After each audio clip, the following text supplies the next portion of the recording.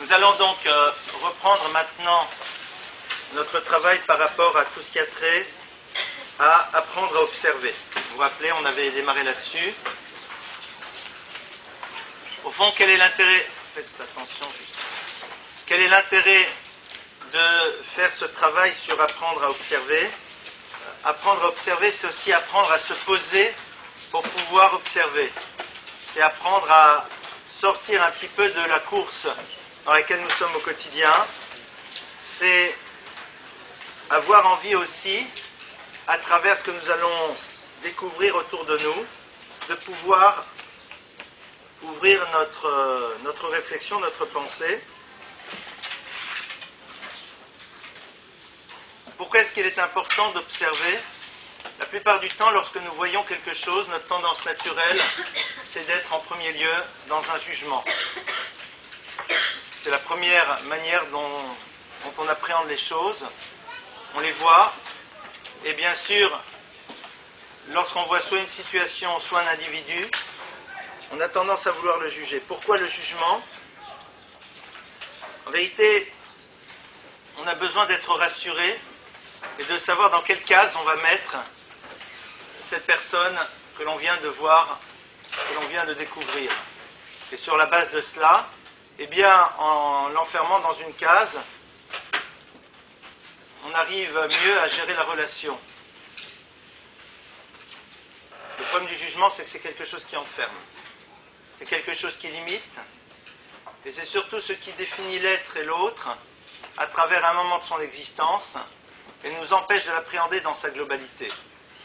L'idée de l'Eit Lamdout, c'est justement de casser ce désir que l'on a d'être dans un jugement de l'autre, mais au contraire d'avoir envie d'apprendre de lui, d'apprendre de ce qu'il est, de sa manière d'être, un élément qui pourra nous servir.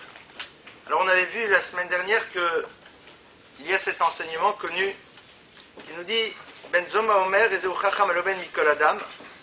Ben Zoma nous dit quel est l'être sage? C'est celui qui est prêt à apprendre de tout à chacun.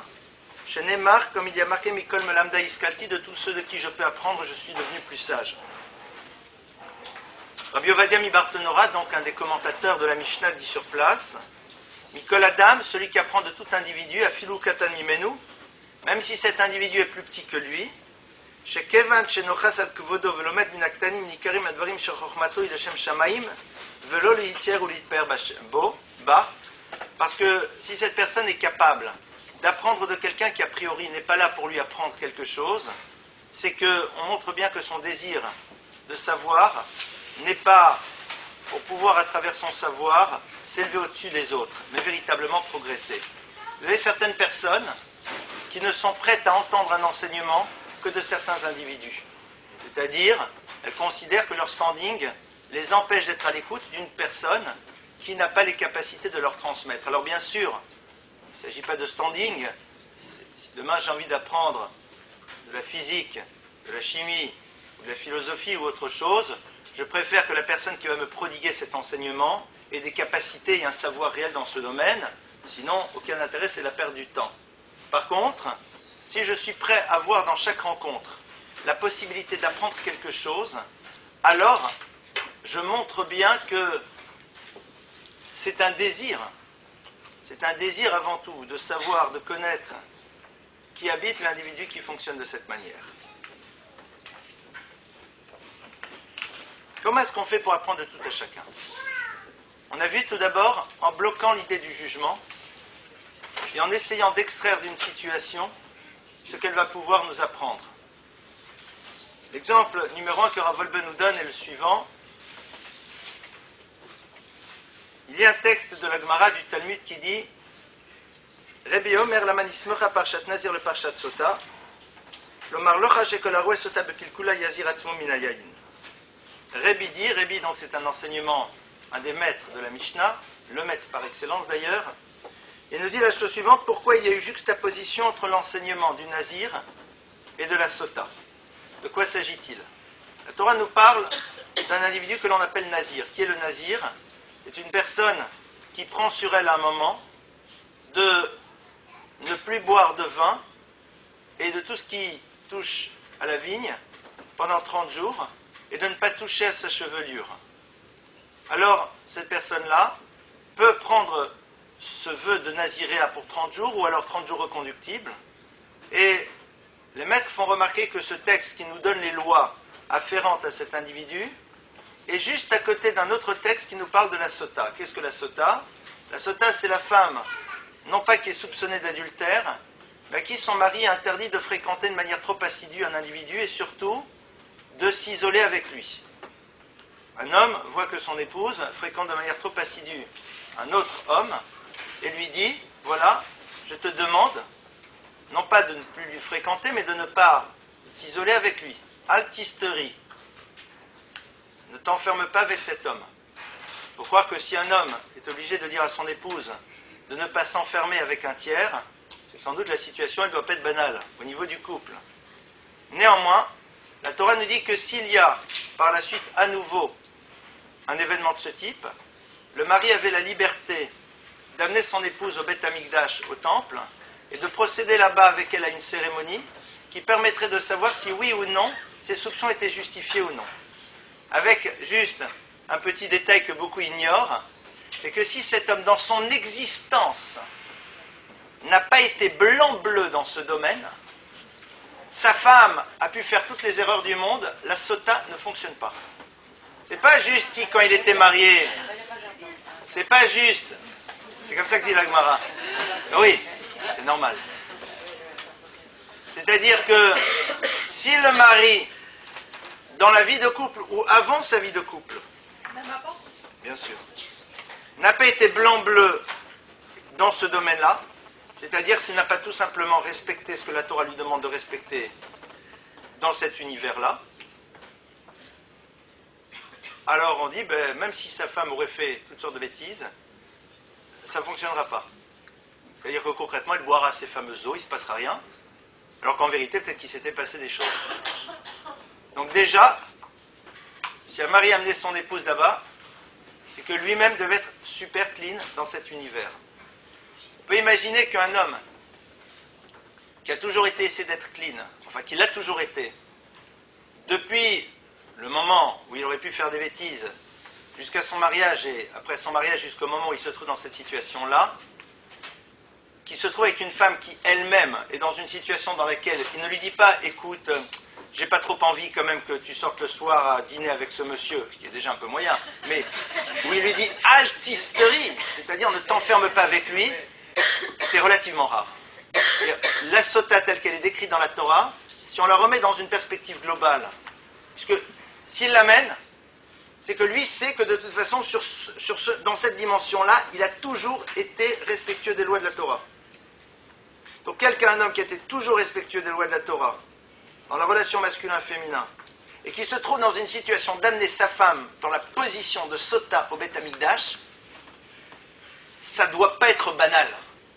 Les gens pensent que la sota, c'est le pilier de boîte de nuit qui s'est marié avec une femme qui lui plaisait, et puis un beau jour, il fait une crise de jalousie, il l'amène. Non, même pas en rêve.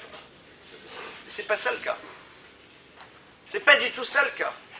Donc imaginez quelqu'un qui a toujours été extrêmement droit, et qui se retrouve dans une situation de ce type, c'est rare. Il s'est passé quelque chose de lourd.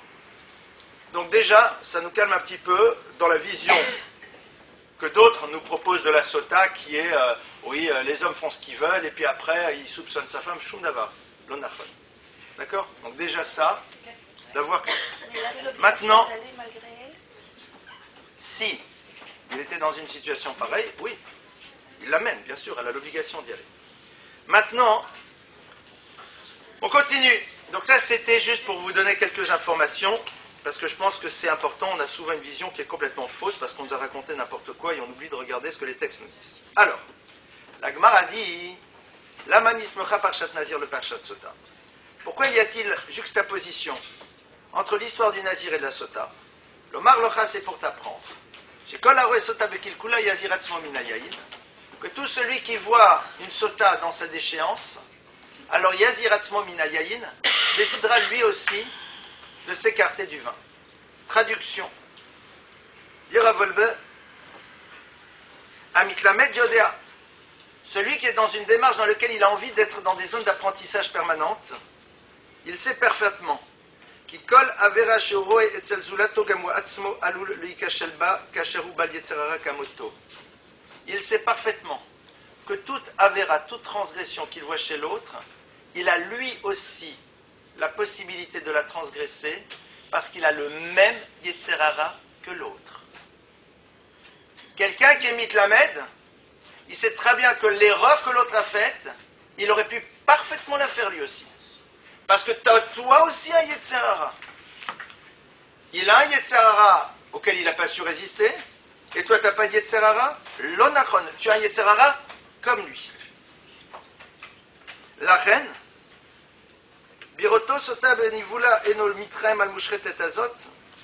Donc lorsqu'il voit une sota au moment de sa déchéance, il n'est pas en train de commencer à exprimer toutes sortes de considérations et de jugements négatifs sur cette femme-là.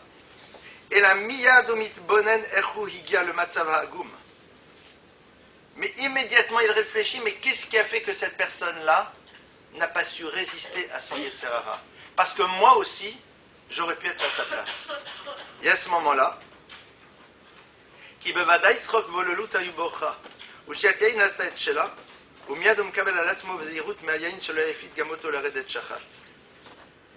Parce que cette personne-là réfléchit et dit, mais qu'est-ce qui a amené cette femme à se retrouver dans cette situation pareille? Alors il dit, première chose, c'est que peut-être en effet, elle n'a jamais fait attention aux limites. Elle a joué avec les limites. Mais ça va, c'est pour rigoler, c'est de l'ambiance, c'est sympa, c'est des copains. D'accord? Et puis après, elle s'est retrouvée dans une situation dans laquelle il y a eu du vin. C'est-à-dire des situations dans lesquelles on n'est plus totalement dans la maîtrise de soi. Et puis à ce moment-là, eh bien, ça risquait d'être trop tard. Donc il prend tout de suite sur lui une exigence nouvelle dans la consommation du vin. On va traduire ça de manière plus large. Celui qui voit donc une sota bekilkula doit se dire, dans la mesure où ça lui est arrivé, et que c'est un être humain, comme moi je suis un être humain, ça aurait pu m'arriver aussi. Donc à partir de là, je ne peux pas juger la personne, parce que qui me dit que moi aussi je n'aurais pas fait la même chose? Maintenant, la question elle est la suivante. Si je vois une situation, qu'est-ce qu'elle est là pour m'apprendre? Qu'est-ce que je dois en déduire? Qu'est-ce que je dois faire par rapport à mon existence? Alors déjà au niveau de l'individu, il doit se dire, parce que j'ai un yetzer hara, je ne dois pas me mettre dans des situations impossibles. Donc en deux mots, il y a des situations dans lesquelles on n'a plus le contrôle. J'ai jamais compris pourquoi les femmes ont envie de partir en vacances à Eilat. Qu'un homme ait envie de partir en vacances, je comprends. Mais une femme, Ribono Shel Olam, d'année en année, tu ne rajeunis pas. Et tu en auras toujours des plus jeunes sur la plage. Je suis désolé. Qu'est-ce que Bichlal? Qu'un homme il dit j'ai envie de partir en vacances, animé vin auto. Il a envie d'avoir une conjonctivite. Mais une femme? Moi j'ai besoin de la plage. T'es marié avec quoi? Avec un malach? Avec un ange? Je comprends pas ce truc-là. Idem pour nos enfants. On amène un adolescent plein de sève, avec les hormones qui bouillonnent, à 17-18 ans sur une plage. Ribono Shel Olam. Et on le martyrise. Parce que nous, on a envie d'y aller. Ça, c'est un truc qui est... C'est un meurtre. C'est terrible. Sauf si on considère qu'on s'en moque. D'accord, c'est un deuxième problème. Ça, c'est ce qu'on voit dans la sota. Première chose, la sota, c'est un être humain avec un yetzer hara comme moi, mais qui était dans une situation qu'elle n'a pas pu gérer. Je me mets dans des situations pareilles. Réfléchis. Et à partir de ce moment-là, donc on apprend de cette personne. Maintenant, on va aller plus loin. Une femme, elle voit ça. Elle voit une sota. Elle dit, moi, pas de problème. Qu'est-ce que je peux apprendre? Je ne me mets pas dans des situations impossibles. Je fais attention à moi. Je fais attention à ma tsniout. Je fais attention à tout ce que vous voulez. Moi, jamais sota. Super. Alors pose-toi une autre question. Qu'est-ce qui a fait qu'elle a eu envie de devenir sota? C'est peut-être parce que justement elle a pensé qu'elle devait exister, parce qu'elle n'existait pas là où elle existait. Ça veut dire que quand quelqu'un n'existe pas là où il est, il a envie d'exister ailleurs. Alors pose-toi la question de savoir, toi le mari ou toi la femme, si tu risques pas, à travers ton attitude, de générer chez l'autre qu'il devienne, soit pour l'homme, soit pour la femme, cette sota. C'est aussi quelque chose qu'on peut apprendre. L'homme, il regarde, il dit, moi, j'ai bien regardé, je sais que je fais très attention, les limites, les cadres, etc. Mazel tov, c'est super, je le félicite et c'est bien. Maintenant, d'après toi, pourquoi une femme, elle devient sota? Soit parce qu'elle gère mal les limites, soit parce que tout simplement, n'existant pas là où elle devrait exister, alors elle a décidé d'exister ailleurs. C'est-à-dire que qui est à la racine? Toi. Ça ne veut pas dire pour autant qu'on dit qu'elle n'a rien fait. Concrètement, elle avait la liberté de ne pas le faire. Arrêtons de dire que c'est de la faute de l'autre. Aval Behemet, parfois l'autre il aide. Ou parfois l'autre il est un élément qui fait que c'est plus difficile de lutter. Quand vous avez quelqu'un qui tous les jours vous dit bonjour en souriant, qu'à la maison chaque fois que vous rentrez on vous dit t'as vu l'heure à laquelle tu rentres, au bout d'un moment vous avez plus envie de trouver un sourire que quelqu'un qui vous fait la tête. Alors bien sûr, c'est pas pour autant que tu dois faire n'importe quoi, c'est pas shoot, c'est évident. Aval, c'est sûr et certain que si quand tu rentres chez toi tu as un sourire de la part de ton conjoint, c'est quand même plus agréable que si tu rentres et que quelqu'un te fait la tête. Ah maintenant après chacun va dire oui mais si je souris pas c'est parce qu'il me sourit pas. On rentre pas, ça c'est l'histoire de famille, ça n'intéresse pas. Mais ça c'est aussi une itlamdout dans un second degré qu'on peut faire. Un enfant qu'on voit qui part et qui fait une erreur, un enfant qui fait une bêtise, qu'est-ce qu'il nous apprend? Qu'est-ce qui est à l'origine? Qu'est-ce qui a fait que? Moi, parfois, je vois des parents avec leurs enfants, je peux vous dire déjà la suite. Je peux vous la signer. S'ils ne changent pas, je peux vous la signer. Je peux vous la donner la suite. Pourquoi? Parce que tout simplement, le comportement, il a une origine. Et même si on a, surtout si on est adulte, une liberté malgré tout, de ne pas, parce qu'on a vécu quelque chose de complexe, faire tout et n'importe quoi, Haraya, la meilleure preuve, c'est que combien de gens sont passés par des moments extrêmement difficiles dans l'existence. Ils ne les ont pas utilisés comme prétexte pour faire tout et n'importe quoi. Il ne faut pas l'oublier.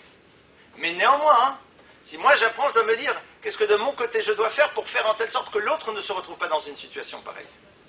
Ça, c'est le mitlamed. D'accord? Ça, c'est le premier exemple que l'on peut voir. Ça veut dire quoi? Ça veut dire que Kamar Ochokan Gishazu chez la mitlamed, combien est éloigné cette démarche de celui qui est mitlamed, c'est-à-dire de celui qui cherche à apprendre, migishat rov bnei adam, de la manière dont fonctionne la majeure partie des êtres humains, hamebi'im et at nafsham mihitarderut shel achoté, qui expriment tout leur mépris vis-à-vis de quelqu'un qui est tombé, qui a fait une faute.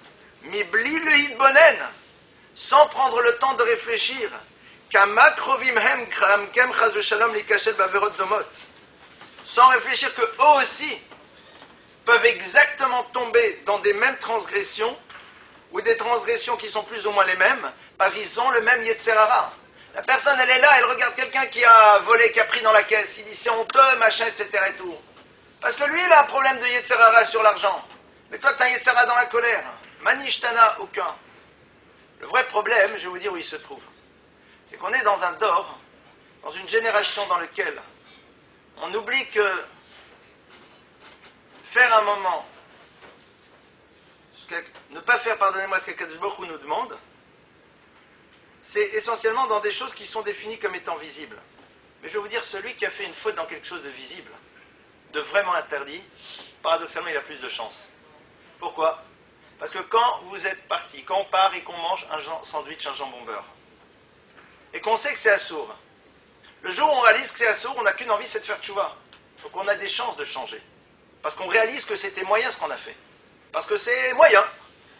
Mais celui qui tous les jours vous regarde et vous calcule pas, vous méprise, celui qui parle méchamment aux gens, celui qui les jette, celui qui fait la grève de la parole, celui-là, c'est pas marqué que c'est assourd dans la Torah. Donc il n'a pas l'impression qu'il a fait quoi que ce soit. Celui-là, il ne changera jamais. C'est pire. Parce que, au moins, quand tu as fait une vraie avéra, bien sûr, on espère ne jamais en faire, mais quand on est tombé dans le piège, on est là, on est mal. On est mal, le Yetzer Hara, il vous a attaqué de front, on n'a pas géré le dossier et on est tombé. On n'a qu'une envie, c'est de changer, de se remettre en selle, de bouger, de ne plus tomber là-dessus. Donc à la limite, et c'est pas moi qui le dis, la Gemara elle dit, Rishon yim nigale achatotam nigale kitsam. le premier Beth Amikdash où leur faute c'était les mauvaises mœurs, c'était l'idolâtrie, c'était le meurtre. Comme leur faute était connue, alors la fin de l'exil a été connue parce qu'ils pouvaient faire tchouva. Parce que quand tu te lèves le matin, tu sais que tu as fait quelque chose qui était interdit dans le Shulchan Aruch, clair, net et précis. À un moment, tu dis, c'est pas possible. Donc, Nidgalé Avonam, comme les fautes, elles étaient claires, ils pouvaient faire une vraie tchouva, Nidgalé Kitsam. Donc, Hachem a dit, l'exil va finir, parce que je sais que vous allez faire tchouva. Parce que c'est suffisamment clair pour faire tchouva. Ava, la deuxième génération de deuxième temple, l'onit galé avonam. Leur faute n'était pas galou, ils n'étaient pas visibles. C'était quoi? C'était sinatrinam, la haine gratuite, leur rapport à l'autre, etc. L'onit galé kitsam. Comment ils vont faire tchouva? Tu vas dire, mais moi je fais pas d'Avera. Je fais rien. Pourtant le Beth Amikdash, il a été détruit aussi. Pose-toi la question, pourquoi? L'onit galé kitsam. Je ne vais pas dire qu'il vaut mieux faire une Avera visible. On n'est pas dans un... Mais elle est là la différence. Donc, on va essayer de prendre un deuxième exemple. Alors, l'idée c'est d'arriver à voir donc dans les événements quelque chose qui nous concerne. Donc, pour être un mitlamed, il faut bloquer toute forme de jugement. Donc, la notion de jugement ne doit plus faire partie de notre esprit. Mais quand quelqu'un a mangé du jambon beurre, il sait que c'est interdit. Non, non, non, non, non, non, non. Amen, vamen. Amen, amen. Ça serait génial. Si les gens se sentaient aussi coupables quand ils ont dit un mot de la shonara, ou qu'ils n'ont pas calculé quelqu'un, ou quand ils se sont comportés mal, ou quand ils se sont mis en colère que quand ils ont mangé un jambon beurre, je vous assure que l'humanité irait légèrement mieux. Amen, vamen. On réalise qu'on n'a mangé pas cachère, on est mal, on appelle le Rav, comment je peux faire tchouva, qu'est-ce que je dois faire, je suis super pas bien, etc. Vous vous rendez compte, vous roulez. Bon, sur le reste, on s'en rend même pas compte. Sur le reste, on s'en rend même pas compte. Le problème, c'est qu'on s'en rend même pas compte. J'espère qu'on s'en rend compte un peu, mais normalement, on s'en rend pas compte.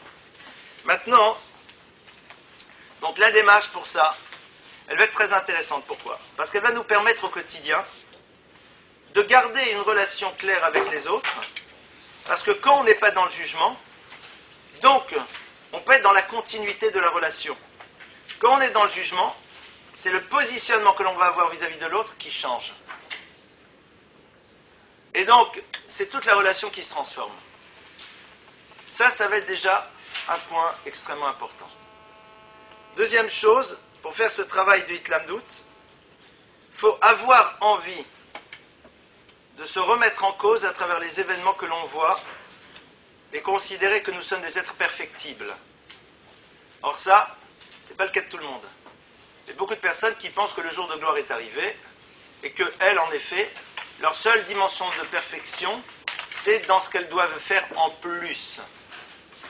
C'est-à-dire qu'on va faire quelque chose de supplémentaire. Là sont mes zones de perfection.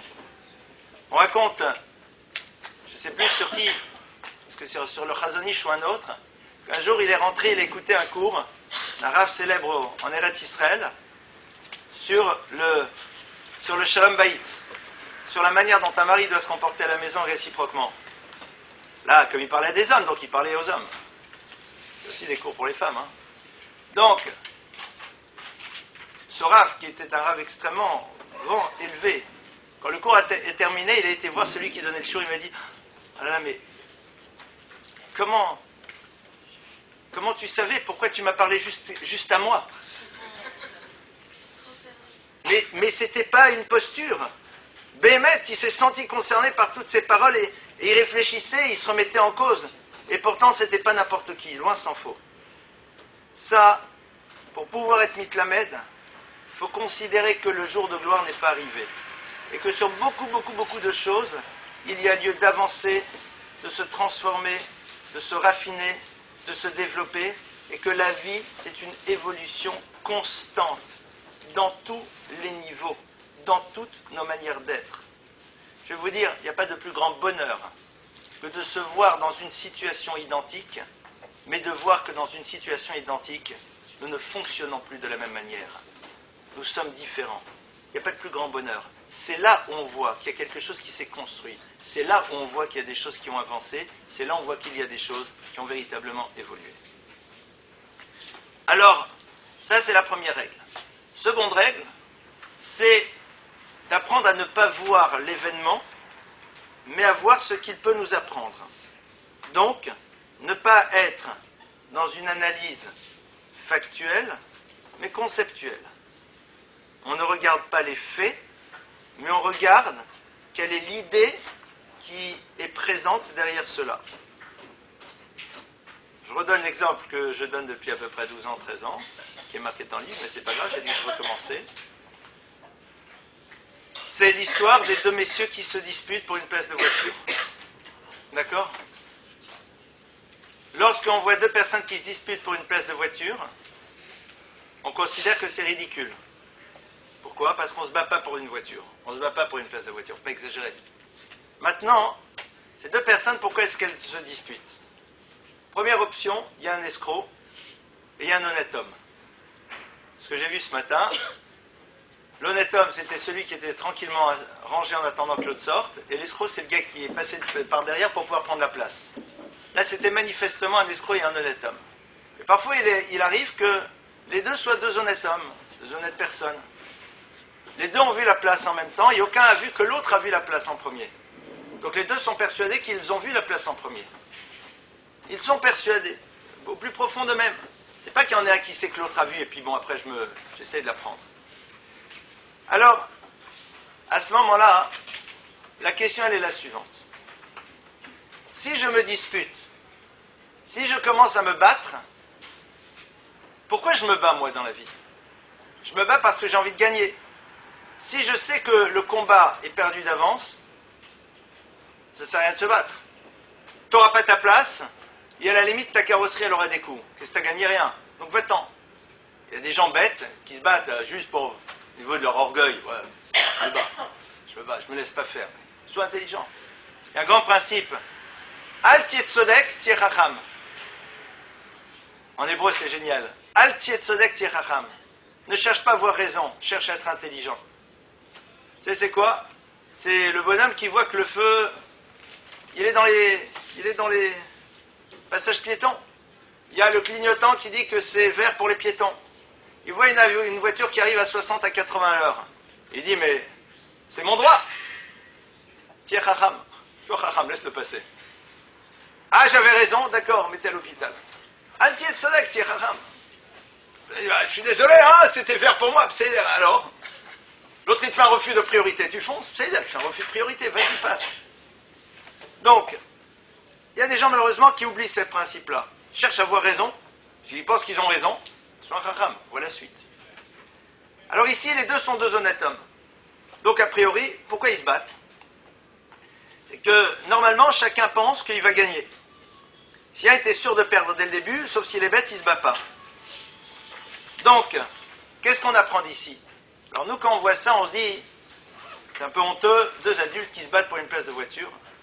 Si on réfléchit comme un mitlamed, on se dit, il y a deux personnes qui chacun pense avoir un droit, et leurs droits sont antagonistes. Et comme leurs droits sont antagonistes, alors ils essayent de régler le problème à travers ce que j'appellerais un rapport de force. Et là, on peut se poser la question et se dire, dans la vie, il nous arrive à tous à un moment d'être persuadés qu'on a raison par rapport à un autre qui est persuadé d'avoir raison. Quelle est la stratégie que nous utilisons à ce moment-là par rapport à l'autre ?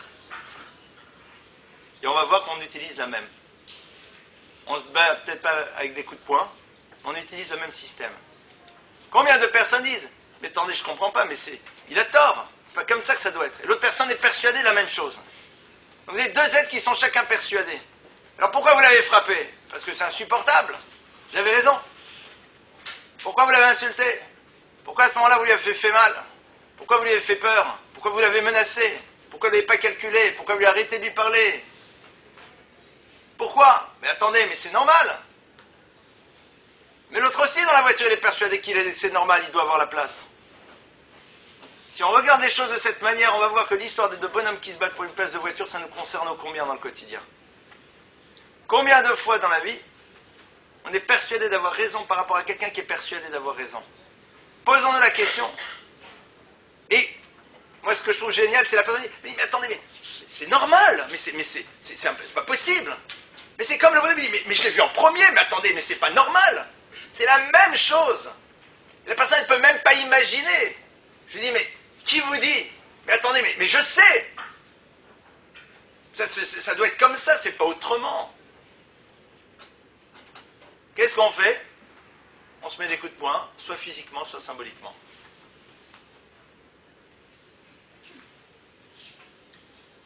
Et la question elle est la suivante, c'est que celui qui est mitlamed, quand il voit deux personnes qui se battent, au lieu de poser sur eux un regard de jugement, il se dit, mais moi dans une situation pareille, non pas peut-être dans une voiture, mais opposé à quelqu'un qui a des certitudes face à mes certitudes, est-ce que je n'utilise pas le rapport de force à mon avantage pour pouvoir à un moment imposer mon point de vue? Et il ne faut pas oublier que l'autre est persuadé d'avoir raison. Moi, je suis persuadé d'avoir raison. Comment je fais pour aboutir à quelque chose? Quand vous avez deux personnes qui ont des certitudes, mais leurs certitudes sont opposées, comment vous faites? C'est intéressant. Dans le cas de la place de la voiture, il y a une place pour deux. Là, c'est un vrai problème. Je vais vous dire, ça m'est arrivé l'autre soir. Je suis arrivé, et j'étais super content, je vais très très rarement en voiture. Et là, pour une fois, j'étais en voiture, je n'étais pas seul. Et puis, dans un quartier où c'est très compliqué de se garer. Et puis, à un moment, quand j'attends, il y a quelqu'un qui me fait des appels de phare. Bon, alors dans un premier temps, très honnêtement, je les ignore. Et puis après, il me dit, mais pourquoi il me fait des appels de phare? Et donc, je vois qu'il y avait un bonhomme qui s'était déjà rangé, mais contre le trottoir, dans l'angle, et qui attendait que l'autre s'en aille. Donc, le temps que je le remarque, il sort, et il vient me voir, très gentiment, il dit, excusez-moi, mais je m'étais mis dans l'angle. Bon, alors, là, j'ai pas le choix, mais si à la limite, j'étais arrivé en même temps que lui, et que je pense que vraiment, si j'ai été... Là, il m'a dit, j'étais là, donc je le crois. Tu me dis que t'étais là, je m'en vais. C'est pas grave, je ferai une place après plus près encore. Mais, c'est vrai. Mais les...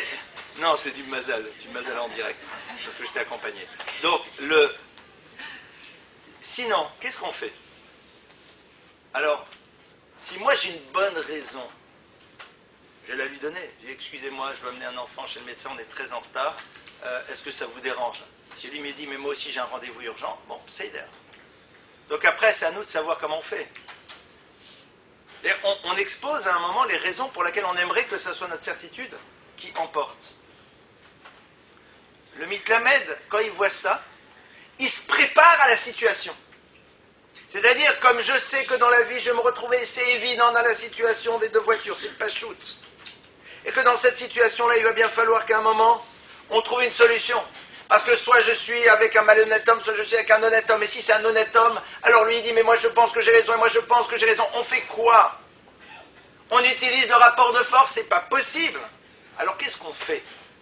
Vous allez voir que pour savoir qu'est-ce qu'on fait dans une situation pareille, il va falloir prendre du temps pour réfléchir. Et c'est pas en situation qu'on trouve la solution. Le mitlamed, il n'est pas juste en train de ne pas juger ces personnes, il est en train de retraduire ça dans ce qui pourrait être sa vie, et il se dit, mais moi-même, si j'étais dans une situation pareille, d'abord, est-ce que je risque moi malheureusement de fonctionner comme eux?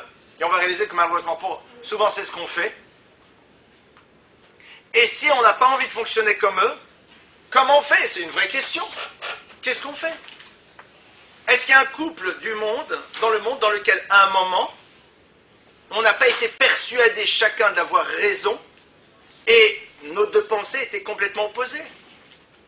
En toute bonne foi, on était persuadé que c'est ça qu'il faut faire, et l'autre en toute bonne foi est persuadé que c'est ça qu'il faut faire. Et on est deux êtres adultes. Comment on fait? Comment on fait? C'est pas simple, hein? Apprendre à être mitlamed, c'est voir dans ce genre de situation la préfiguration de situations qui peuvent arriver dans notre vie, et à partir de cela, élaborer déjà une manière dont on va devoir gérer ce type de situation d'existence. Et c'est sur la base de ça qu'on progresse. Comme vous voyez, on a quand même des champs qui vont s'ouvrir à nous qui sont extraordinaires. C'est pas pour rien que Rav Wolbe dit que normalement, ce premier travail, il dure 6 mois. Quand Rav Wolbe a travaillé avec ses élèves sur la Hitlamdout, à ce moment-là, il a dit on se retrouve dans quelques mois. C'est pas quelque chose qu'on fait du jour au lendemain. Nous, on va travailler semaine après semaine, mais on n'est pas totalement dans l'esprit du Haléchour. Dans l'esprit du Haléchour, ce travail-là, il va prendre plusieurs semaines, et après seulement, une fois qu'on a bien ingéré cette manière de fonctionner, là, on passe à l'étape suivante. Comme nous, c'est un cours toutes les semaines, plus ou moins, donc on va être obligé de faire un peu plus d'accélération, mais arrêtons-nous déjà là-dessus. Alors, excusez-moi, oui, mais parti de ce principe, quel travail on peut faire en soi, puisque le travail final serait de s'aider intelligemment? qui a dit ça? Eh ben, c'est ce que c'est. Je ne sais pas, je ne sais pas. Je ne sais pas si le travail c'est de s'aider, je ne sais pas. Ah, c'était votre exemple? Mais je ne sais pas, mais je ne sais Non, pas. mais c'est sous-jacent. Non, C'est pas dit clairement. je n'ai pas, non, rassurez-vous, j'ai l'habitude de dire les choses clairement, quand je les pense, mais là, en l'occurrence, je ne sais pas. Et pardonnez-moi, je ne vous dirai pas, même si je pensais quelque chose, que j'en pense. Parce que j'ose espérer qu'on a tous la capacité de pouvoir prendre le temps de réfléchir. La meilleure des choses à faire, c'est quand on est donc dans une situation de vie dans laquelle on va voir quelque chose. Donc le premier travail à faire, c'est quand on va voir quelque chose qui est du domaine du négatif. D'accord? Quand on voit quelque chose de négatif. Pourquoi? Parce qu'on a un double travail qui s'effectue. Premier travail, on bloque la relation au jugement. Ça, c'est fondamental.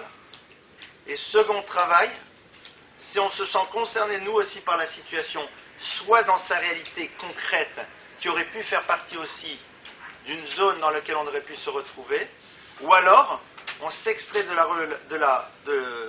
la dimension concrète de la situation, et à partir de cela, on essaye de la traduire au niveau du concept. Il faut savoir que lorsque on fait ce travail, eh bien,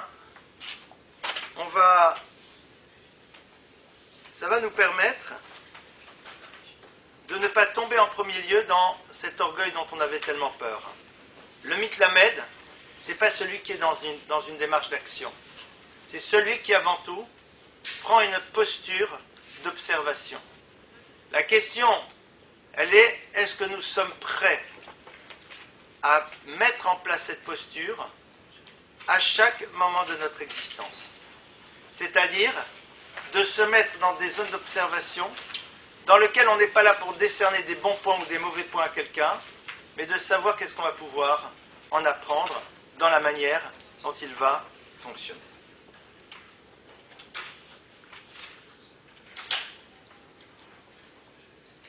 Avant d'observer les autres, on va proposer à Wolbe. On va essayer maintenant de faire un travail beaucoup plus simple, qui va être d'apprendre à nous observer dans la manière dont nous fonctionnons, nous, au quotidien, dans des choses qui sont du domaine de la banalité. Tous les jours, on se lève. Tous les jours, on a des rituels. Essayons de nous observer dans la manière dont on gère les rituels du quotidien. Tous les matins, vous réveillez vos enfants, pour celles qui ont encore des enfants qu'elles réveillent. Au moment où on réveille nos enfants, observons-nous comment est-ce que nous sommes en train de les éveiller. A priori, si j'interviewe n'importe quel parent en lui demandant qu'est-ce qu'il aimerait qu'il se passe le matin quand il éveille ses enfants, il me dirait qu'ils ouvrent les yeux en souriant, qu'ils me fassent un grand câlin, qu'ils se lèvent gentiment et qui, suivant les rituels de la maison, bien sûr, se lavent d'abord 3 fois les mains, et puis après, alors, il y en a qui veulent la douche tous les matins, d'autres une fois tous les 3 jours, d'autres que le soir. Après, ça, c'est les minagim, on s'en fout. D'accord? Le brossage des dents ou pas le brossage des dents, le truc, etc. Et que le processus se mette en place. D'accord? C'est ce qu'on souhaite, ce qu'on veut. Très bien. Maintenant, je vais me poser la question. Si moi j'étais un enfant, on est toujours les enfants de nos parents, mais disons que si j'étais un enfant, un petit garçon, une petite fille, que le matin on me réveille, qu'est-ce qui me donnera envie de fonctionner de la manière dont moi j'aimerais que mes propres enfants fonctionnent? A priori, une ambiance sympathique. Donc si, quand j'ouvre les yeux, j'entends non pas quelqu'un qui est déjà en train d'être dans le reproche et la remontrance, mais qui au contraire a un sourire, voire me fait une petite caresse sur la joue ou autre chose, ça peut être une aide à la décision pour se lever de manière sympathique. Je n'ai pas dit que ça sera automatique, mais ça peut aider. On est d'accord que c'est un plus. Observons-nous donc tous les matins dans la manière dont nous levons nos enfants, dans la manière dont on leur dit bonjour, dans la manière dont on les aide à se préparer. Et c'est vrai que on va voir qu'il y a parfois une forme de hiatus entre ce que nous voudrions que les choses soient et les processus que l'on met en place qui souvent vont aller à l'encontre du résultat que l'on veut obtenir. C'est extraordinaire. C'est-à-dire, on veut un résultat et on met exactement en place le processus inverse. Tu veux que l'autre se réveille de manière sympathique, mais tu leur as dit « Alors, lève-toi, vite, vite, il est tard !» Ribbon Shalola, moi j'entends ça, j'ai qu'une envie, c'est de me remettre sous la couverture. Le stress commence. Alors dans ce cas-là, c'est parce que vous êtes levé tard. Vous n'avez pas lui faire payer le fait que vous-même, vous êtes fatigué. Les grands, ils ont leur réveil et tout, ils sont pas censés avoir un réveil pour... Mais quand les grands ont un réveil et qu'ils ne se lèvent pas, c'est qu'ils attendent justement que vous venez toujours fonctionner comme leur réveil matin parce qu'au fond on apprécie ça. Attendez, réfléchissons 15... Enfin vous réfléchissez, mais réfléchissons 15 secondes. Le grand qui a un réveil, soit il y a un problème d'audition, soit il attend que vous veniez le réveiller, soit il est béhémeth fatigué, et il attend qu'une chose, c'est qu'on le réveille. Et vous allez voir qu'un grand qui veut vraiment se réveiller et que son réveil n'a pas réveillé, vous dites, chérie, tu sais, il est déjà... Ah quoi, pourquoi tu m'as pas réveillé? Il va se lever en courant, d'accord? Et si il ne veut pas, ben c'est qu'au fond, il avait envie que vous veniez. À vous de comprendre pourquoi après. Mais c'est évident que c'est des stratégies. Et mitlamed, c'est s'observer soi-même et voir nos contradictions énormes entre les résultats que nous voulons obtenir et les processus que l'on met en place. Tous les matins, on prie. Chacun d'entre nous prie d'une manière A, B ou C. Nous prions parce que nous avons envie à travers ça d'être en lien avec le Créateur de l'univers et que cette fille-là nous remplisse de quelque chose. Nous prions parce que nous sommes aussi dans une demande. Observons-nous dans notre manière de prier Hachem. Imaginez que je prie l'autre comme je prie Dieu et que je lui dise « Ah bonjour, je suis vraiment très content de te voir, alors dis-moi, ça va bien aujourd'hui parce que tout simplement j'aimerais beaucoup que tu me donnes une excellente journée et puis après cette journée, etc. Il me regarde, mais c'est qui ce gars-là? Il est dingue. Il regarde sa montre, il met en place son portable, il parle à toute vitesse, etc. et tout.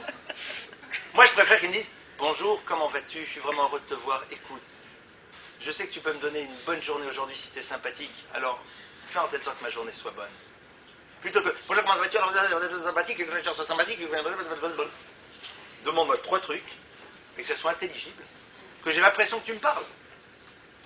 J'ai entendu un jour d'un grand maître de la Chassidoute qui dit « Une femme qui n'a pas le temps de prier, qu'elle se pose tous les matins et qu'elle dise « Akadosh Baruch Hu, toi qui es le créateur de l'univers, fais en telle sorte que ma journée se passe bien. » Ça a pris combien de temps? 30 secondes, même pas. Mais là, si moi, mon conjoint, si vous, votre conjoint, vous regarde et vous dit juste ces 4 mots, je te souhaite une bonne journée, ça vous suffit amplement plutôt que des phrases qui au fond se succèdent et qui ne sont pas porteuses de quoi que ce soit. Observons-nous dans nos manières de prier. Observons-nous dans nos manières de dire à l'autre bonjour. Observons-nous dans nos manières de dire à nos enfants levez-vous. Observons-nous de la manière dont on leur propose le petit déjeuner. Si j'ai envie que quelqu'un aille bien, il a besoin d'avoir un sourire, il a besoin d'avoir quelque chose. Quand je m'observe, je réalise que je veux quelque chose, mais que je ne m'en donne pas les moyens.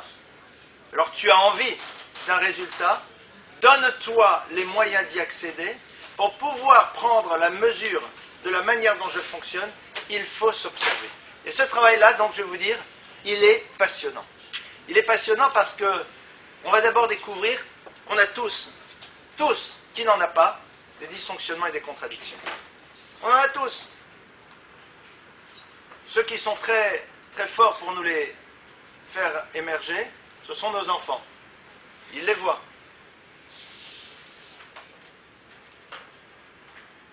On va commencer donc. Premièrement, si vous priez, par vous observer de la manière dont vous dites une prière. Est-ce que j'ai pris le temps de penser au moins à une phrase sur les 15 que j'ai dites? Et si on fait le constat que non, c'est pas grave. Mais au moins on a fait le constat qu'il y a des zones de progression à voir. Comment j'ai accueilli mes enfants, mon conjoint, mon père, ma mère, qui vous voulez ce matin au réveil? Comment et qu'est-ce que j'ai investi à l'intérieur des mots rituels que j'ai prononcés? Est-ce que j'ai réalisé qu'ils étaient porteurs de sens? C'est l'exemple que je donne entre autres dans le livre. Quand vous dites à quelqu'un bonjour, c'est un souhait. Quand vous dites à une personne bonjour, c'est que vous avez envie que cette personne-là ait une journée qui soit bonne. Si vous dites à quelqu'un bonjour, il valait mieux te taire. Tu as dit par politesse une phrase qui va faire que l'autre il va être dans l'angoisse pendant la moitié de la matinée. Allez, c'est bon, ça va, bonne journée, bonne journée. Bonne salam. Mais ne me téléphone pas, ne me dis pas bonne journée, j'ai pas besoin de ton appel. Tu m'as dit bonne journée avec un ton qui fait que ma journée, tu vas tout faire pour qu'elle se passe de manière négative. Donc on est en parfaite contradiction. On dit des mots qui ont un sens et notre manière de les dire, notre posture au moment où on les dit, est totalement à l'opposé de ce qu'ils sont censés transporter. Vous dites à certaines personnes à ce soir, on a l'impression qu'il y a un secret espoir que ce soir arrive le plus tard possible. Voilà, c'est bon, allez, ce soir. Ce soir lointain. Etc., etc. Bon appétit. Tous ces mots-là. Repensez le rituel. Alors, Wolbe insiste beaucoup là-dessus. Sur le fait qu'on est enfermé parfois dans des rituels d'attitude, dans des rituels de parole, dans des rituels de prière, dans des rituels de ce que vous voulez, et qu'ils vont avoir exactement, ils vont produire des résultats inverses à ceux que l'on veut. Je vous donne un exemple très simple. Comment vas-tu? Comment allez-vous? Bémet, si je vous disais maintenant vraiment comment je vais, ça vous intéresse? Je crois pas. Je pense pas que ça intéresse les gens. Comment vas-tu? Il y a des choses qui vont. Ah, bon ben, bon courage. Tu voulais savoir comment je vais? Je t'ai dit ce qui va bien, mais je t'ai pas dit ce qui va mal. Et au moment où je t'ai dit qu'il y a des choses qui vont, pour le reste tu te lèves et tu t'en vas. Pourquoi? Ça veut dire qu'au fond, quand on dit à l'autre comment allez-vous, on n'a pas trop envie de savoir comment il va. Dire une phrase pareille, c'est être prêt à entendre que l'autre nous dit certaines choses et au moins les recevoir. Donc c'est avoir le temps. Vous ne pouvez pas demander à quelqu'un comment allez-vous alors que vous savez que dans 30 secondes vous êtes obligé de filer. Vous pouvez lui souhaiter des choses. Bonjour, j'espère que tout va bien. Vous pouvez faire un souhait. J'espère que tout va bien chez vous. En tout cas, je vous souhaite plein de bonnes choses, etc. Je suis désolé, je ne peux pas bavarder avec vous, je dois filer, mais plein de bonnes choses. J'espère que vous allez bien. C'est un souhait. Au moins, soit dans le souhait, pas dans la question. Vous savez, quand vous rencontrez des maîtres, vous constaterez, c'est à ce genre de petites choses que vous voyez que ce sont des personnalités de grand niveau. Elles savent que le mot qu'elles prononcent veut dire quelque chose. Si elles ne sont pas prêtes à assumer le sens de la parole qu'elles vont dire, alors elles ne la disent pas. Dire à quelqu'un comment vas-tu, c'est créer une disponibilité de temps minimale pour être à l'écoute de ce qu'il a à te dire. Si tu n'es pas prêt, alors ne le lui dis pas. Dis autre chose. Ah mais on a toujours dit comme ça. Eh bien invente. Trouve, réfléchis, cherche, sois adulte.